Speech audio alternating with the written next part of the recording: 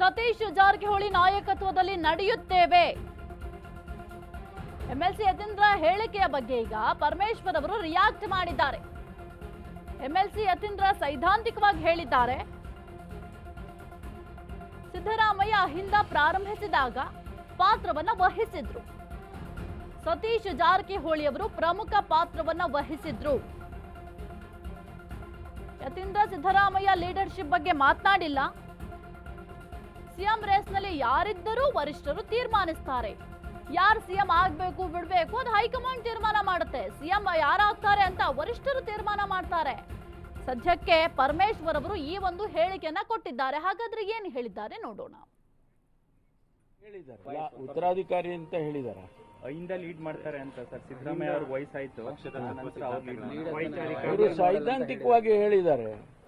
ಸೈದ್ಧಾಂತಿಕವಾಗಿ ಆ ದಾರಿಯಲ್ಲೇ ಹೋಗ್ತಾರೆ ಸತೀಶ್ ಜಾರಕಿಹೊಳಿ ಅವರು ಅಂತ ಹೇಳಿ. ಯಾಕೆಂದ್ರೆ ಅವ್ರ ಹಿಂದೆ ತಮಗೆ ಜ್ಞಾಪಕ ಇದೆಯಾ ಇಲ್ಲ ಗೊತ್ತಿಲ್ಲ, ಅಹಿಂದ ಪ್ರಾರಂಭ ಮಾಡಿದಾಗ ಸತೀಶ್ ಜಾರಕಿಹೊಳಿ ಅವರು ಕೂಡ ಬಹಳ ಮುಖ್ಯವಾದ ಪಾತ್ರ ವಹಿಸಿದ್ರು.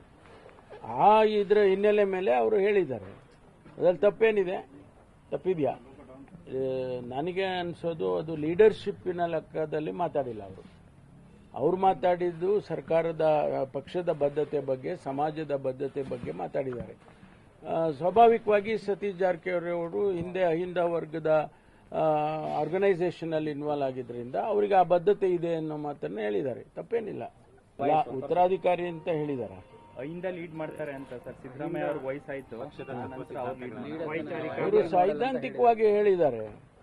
ಸೈದ್ಧಾಂತಿಕವಾಗಿ ಆ ದಾರಿಯಲ್ಲೇ ಹೋಗ್ತಾರೆ ಸತೀಶ್ ಜಾರಕಿಹೊಳಿ ಅವರು ಅಂತ ಹೇಳಿ. ಯಾಕೆಂದ್ರೆ ಅವ್ರ ಹಿಂದೆ ತಮಗೆ ಜ್ಞಾಪಕ ಇದೆಯಾ ಇಲ್ಲ ಗೊತ್ತಿಲ್ಲ, ಅಹಿಂದ ಪ್ರಾರಂಭ ಮಾಡಿದಾಗ ಸತೀಶ್ ಜಾರಕಿಹೊಳಿ ಅವರು ಕೂಡ ಬಹಳ ಮುಖ್ಯವಾದ ಪಾತ್ರ ವಹಿಸಿದ್ರು.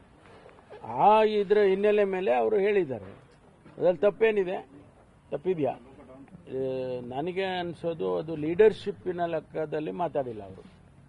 ಅವ್ರು ಮಾತಾಡಿದ್ದು ಸರ್ಕಾರದ ಪಕ್ಷದ ಬದ್ಧತೆ ಬಗ್ಗೆ, ಸಮಾಜದ ಬದ್ಧತೆ ಬಗ್ಗೆ ಮಾತಾಡಿದ್ದಾರೆ.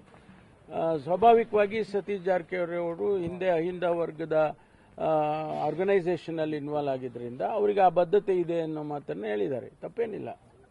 ಉತ್ತರಾಧಿಕಾರಿ ಅಂತ ಹೇಳಿದಾರ, ಅಹಿಂದ ಲೀಡ್ ಮಾಡ್ತಾರೆ ಅಂತ ಸರ್. ಸಿದ್ದರಾಮಯ್ಯ ಅವ್ರ ವಯಸ್ಸಾಯ್ತು,